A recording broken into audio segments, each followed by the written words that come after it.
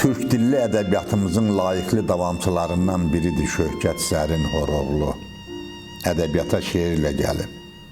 Sonra yaradıcılıq üfüqləri genişlənib. Publisistika ilə məşğul olub. Səmimi publisistik yazıları ədəbi ictimaiyyət tərəfindən maraqla qarşılanır.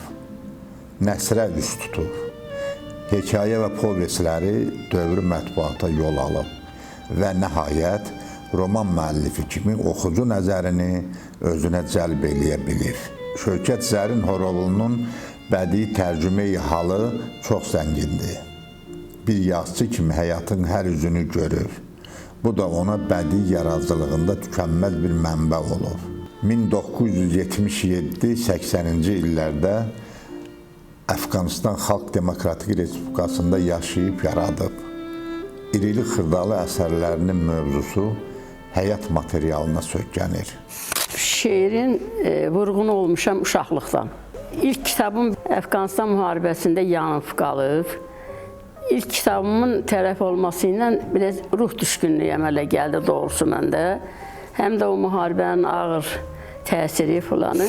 85-ci illərə qədər heç də yazmadım.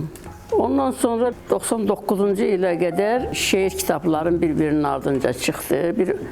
10 şeir poemalar kitabım çıxandan sonra hiss elədim ki, nəzərimdə tutduğum mövzular şeirin çərçivəsinə sığışmır. Yəni mənim nəsrə ehtiyacım oldu. Bir növdə mən deyərdim ki, o qaçqınlıq, köçkünlük dövründəki o yurt yuva dağılandan sonra yəni Qızıl Ordunun o 90-cı ildə törətdiyi fəlakətdən sonra fikirlədim ki, mən bu iki mənzərəni görmüşəm. Birini Əfqanistanda Rus ordusunun törətdiyim, bir 20 yanvarda. Doğrusu ondan sonra elə bir ki, mənim yaradıcılığımda bir dönüş əmələ gəldi. İlk nəsr əsərimdə oldu Açılmamış Zərf romanım. O romanda Azərbaycan jurnalında çap olundu, doğrusu yaxşı qarşılandı. Və onun ardınca Köynək romanını yazdım. Cənubi Azərbaycanda gedən Pişəvəri hərəkətindən sonra və İran İslam İnqilabına qədər dövrdə soydaşlarımızın apardığı mübarizəni mən əks etdirən Talih Yolu romanımı yazdım. Sonra Qarabağ olaylarından bəhs edən Köynək romanımı yazdım. Əbədiyyətə qədər romanımı yazdım. Povestləri yazdım. Bu Əfqanistan hadisələrinə aid olan ikinci, bu axırıncı gediş romanım Əfqanistanda yaşayan Qarabağlıların qaçqın köçkün həyatından bəhs eləyir. Yəni burada mən demək istəmişəm ki, bizim qaçqınlıq, köçkünlük həyatımızın kökü çox dərinliklərə gedir. 20-ci illərdə olan qaçqın köçkünlərinə mən rastlaşdım. 1920-ci illərdə? Bəli. Həm Cənubi Azərbaycandan gedən qaçqın köçkün mühacirlərlə qarşılaşdım. Həm də Nadir Şah Əfşar dövründə orada qalan Kəbirlilər, Qacarlılar, Əfşarlılar tayfasından qalanlar. Öyrəndim ki, burada Qarabağlar rayonu var, sonra Tətikçi var, Nənəkli var. Fikirləşdim ki, bunlar hardan gəlib çıxıb bura, doğrusu. Bunlarla maraqlana bu qeydləri mən götürdüm. Mənə aydın oldu ki, Əfqanistanda olan hava limanı, Bəhram hava limanında yiyəsi Azərbaycanlıdır. Yəni, Kabulun ən gözəl yerlərində məskən salıb yaşayan feodallar Azərbaycanlılardır.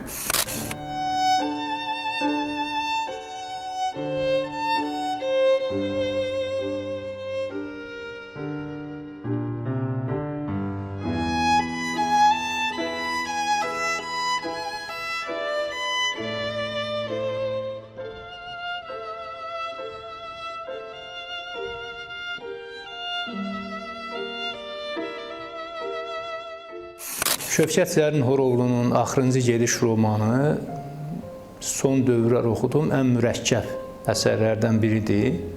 Mürəkkəb ona görə deyirəm ki, təxminən 3 dövrü əhatə edir. Həm burada məşrutə inqilabı var, həm Azərbaycanda, Qarabağda gedən proseslər var, həm Əfqanistanda gedən müharibə və tarixi dönüşlər, qiyamlar. Ona görə də əsəri hazırlıqlı oxucu daha çox qavraya biləcək. Yəni tarixi materiallara, tarixi əsərlərə maraq göstərən, eyni zamanda ümumiyyətlə tarixin o ruhunu duymaq istəyən, tarihin ab-havasını duymaq istəyən insanlar üçün bu çox rahat və maraqlı bir əsərdir. Mən deyim ki, ümumiyyətlə tarixi roman yazmaq çox çətindir. Bunun özü artıq elə o barədə düşünməyin özü böyük bir məsuliyyət tələb eləyir. Ancaq mən Şövkət xanımın əsərini oxuyanda gördüm ki, predmeti, yəni mətni yazacağın kifayət qədər yaxşı bilir, hazırlaşıb. Bu da təsadüfi deyil, çünki uzun müddət Əfqanistanda işləyib yoldaşı ilə bir yerdə və eyni zamanda başqa bütün, yəni həm o cəngəllik qardaşları olsun, istəyər yenə deyirəm məşrutə inqilabı, Səttarxan inqilabı olsun, istəyər Azərbaycanda Qarabağa baş verən hadisələr olsun, istər Əfqanistanda o tayfalar arası müharibələr, ümumiyyətlə siyasətdə, siyasi dünya görüşlərinin toqquşması məsələsini kifayət qədər bilir, insanların məişətini, insanların yaşayış tərzini də öyrənib və onu romanda mənə elə gəlir ki, kifayət qədər yüksək səviyyədə göstərə bilib.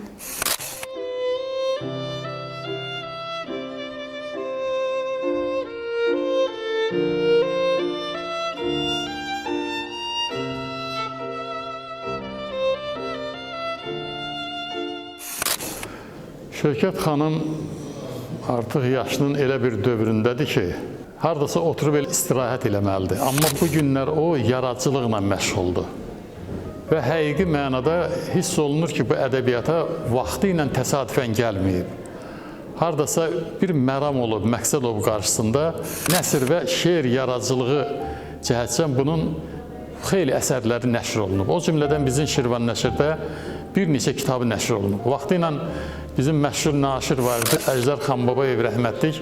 Deyərdi ki, o Sovet dövründən əvvəllərində, sonralarda, 60-cı illərə qədər kitab nəşri hardasa bir siyasət idi. Bugün artıq o təsərrüfatdır. Ona görə də biz onlarla, yüzlərlə, minlərlə kitab çap eləsəydi, bunun hamısını yadda saxlaya bilmirik. Amma Şövkət xanım bizim yadımızda qalan müəlliflərdəndir. Onun hətta bir dəfə mən makinəsiyə vermişdim ki, kompüterə bu əsər şeirləri yığ. Mənə zəng ilə dedi ki, mən onlarla kitab yığıram, amma bu kitabda, bu şeir kitabında ləzzət aldım, həqiqi mənada. Azərbaycan Yazıçılar Birliyinin Natəvan klubunda müzakirəsinə yığışdığımız Axırıncı Gediş romanı müəllifin tale yolu, oxunmamış zərfdən sonra 3-cü böyük həcmli əsəridir. Mövzusu Əfqanistan həyatından götürülsə də, əsas qəhrəmanlar Azərbaycanlılardır. Tarixin ayrı-ayrı dönəmlərində dost ölkəyə mühacir olunmuş soydaşlarımızın ağırlı, acılı həyatı yazıçı təxəyyülündə qabardılır, önə çəkilir. Onların köç coğrafiyasının tarixi kökləri ilmə-ilmə açılır. Bu qeydlərdən sonra mən başladım tədricən bu romanı yazmağa. Çox ağır roman oldu. Yəni Rza Şah hakimiyyətindən sonra Axırıncı Gediş, yəni orada olan, yəqin ki, Gilan inqilabından xəbəriniz var. 20-ci ildə Cənubi Azərbaycanda Gilan Rəşd inqilabı olub. Rəşdə, mərkəzi Rəşd olmaq şəkli ilə. O Gilan inqilabından süqutuna səbəb də Ruslar oldu, Sovet hökuməti oldu. Aldatdılar bunları, məhv oldu inqilab. İnqilab məhv olandan sonra artıq orada Əbdülqədir xan uşağını götürür, qaçır ki, mən heç olmasa oğlumu xilas eləyə bilim. Bu mənim vətəndən axırıncı gedişimdir. Valla axırıncı gedişimi mən belə götürdüm. Sonra isə bir nərtaxta var, Əfqanistanda var idi. Bunlar hamısı farfırdan hazırlanmış nərtaxta idi. Və bunlar bu nərtaxtada o gediş eləyirlər. Piyadə ilə şahın mübarizəsi, gedişi gedir. Dostuna deyir ki, qardaş, mən axırıncı gedişimi gedirəm. Həmin gecədə onu şah tərəfindən boğulub Əbdülqadir xanı öldürürlər. Bax, axırıncı gedişin mənası gəlib bura çıxır. Bu axırıncı gedişi yəni ayrı-ayrı çalarımla canlandırmışsınız. Bəli, bəli. Orada Azərbaycanlıların taleyi, Əfqanistan ordusunun yaranmasında qızılbaşların rolu, Əfqanistan Demokratik Respublikasının qələbəsinin günü də mən orada olmuşam. O qələbə günü, Şah Sarayının dağılması, Şah Sarayının talan olunması, bütün bunları mən gözümlə gördüyümə görə də o roman elə, iki roman, biri elə açılmamış zərf, biri də axırıncı gediş.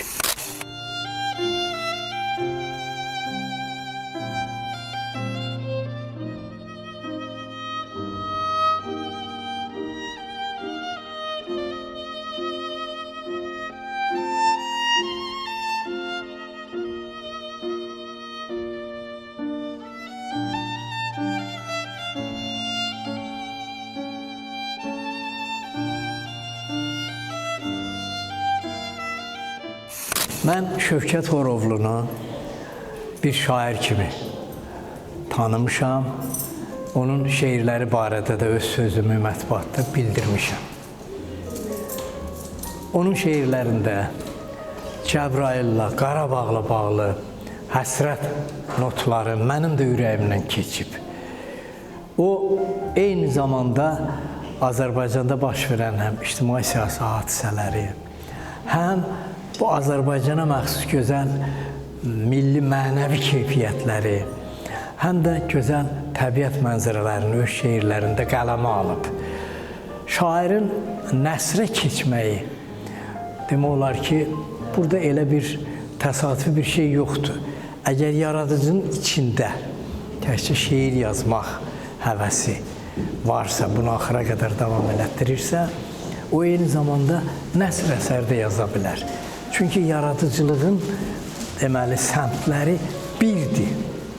İçində əgər nəsr əsəri yazmaq fikri varsa, həyat hadisələrini daha geniş planda əks elətdirmək varsa, sən nəsrdə də qələbə qazanacaqsan. Ola bilər o şeirlərində deyə bilmədiyi həqiqətləri, həyat hadisələrini daha iri planda nəsrdə də deməli əhatə eləsin və bu mənada Şövkət xanımın bir neçə romanı ilə mən rastlaşmışam, oxumuşam və görmüşəm ki, bu deməli bunun şairliyi ayrı, nasirliyi də ayrı. Onun Axırıncı Gediş romanı bugün burada müzakirə olunur və nə deyə bilərəm? Şövkət xanım həyatı müşahidələrdən yazıb bu əsəri. 3 il mərhum həyat yoldaşı Hüseyn müəllimlə Əfqanistanda ezamiyyatda olub, orada baş verən hadisələri və bu hadisələrə səbəb olan mənaları deməli öz əsərində əks elətdirib.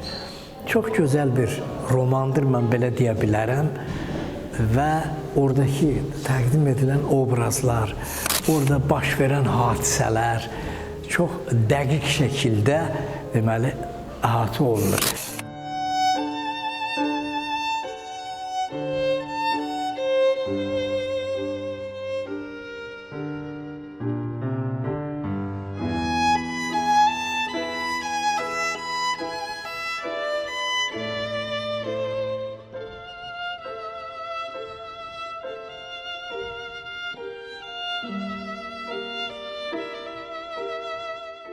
Biz onu təbrik edirik. Daha böyük, uzun yaradıcılıq uğurlar arzulayırıq və inanırıq ki, Şövkət xanım bu poeziya yolunda atdığı addımları davam elətdirəcək və oxucularını sevindirəcək. Əsəri oxuyandan sonra sənə məlum olmayan o illərdə Əfqanistanda baş verən hadisələrin şahidi olursan. Şahidi olursan və bu mənada deməli, əsərdəki obrazlarda hər birinin özünə görə xüsusiyyəti, öz daxili aləmi gözəl əks elətdirilir. Mən Şövkət xanıma bundan sonra da nəsr əsərlərində yeni romanlar yazmağı, yeni povestlər, hekayələr yazmağı arzulayıram. Müzakirəniz olacaq bir neçə dəqiqədən sonra. Bəli. Burada romanın müzakirəsi. Oxucularınızdan nə gözləyirsiniz? Oxu qabiliyyəti tamam aşağı düşüb, yoxdur. Kitab oxumurlar. Mən istəyərdim ki, yəni o qaçqınlığımızın, köçkünlüyümüzün kökünü göstərilən bu əsəri oxusunlar. Görsünlər ki, bizim xalqımız ancaq 90-cı illərdə qaçqın köçkün düşməyib. 1905-ci il bilirsən özündə, 48-ci il falan filan. Amma bunun kökü gedib hara çıxır? Daha dərindədir. Daha dərindir. Oxusunlar, yəni bizim xalqın başına gələn müsibətlərin dərin köklərini bilsinlər. Hara gedib çıxdığını bilsinlər. 11 rayonda yerləşən Azərbaycan kökənli xalq sonradan sıxışdırılır, puştular tərəfindən sıxışdırılır, 3 rayonda yerləşir. Biz rayon deyirik, onlar qəriyə deyirlər. 3 qəriyyədə yerləşir. Vurtut o 3 qəriyyədə qalmışdı.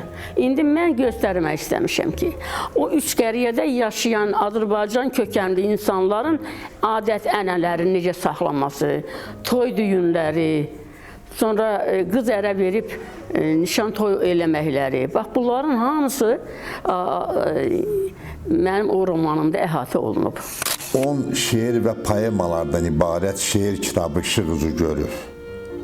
Arazdan gələn səz, köynək, əbədiyyətə qədər, axırıncı gediş, mənim dünyam, 70 illik ömür yolu kimi romanların müəllifidir. Əsərləri 4 cilddə nəşr olunur. Arazdan gələn səs romanı 2010-cu ildə Mahmud Kaşqari adına Beynəlxalq Fondu mükafatına layiq görülür. 2010-cu ilin romanı elan edilir. Prezident mükafatçısı Qızıl Qələm, Rəsul Rza, Mikail Müşfiq adına mükafatlara layiq görülüb.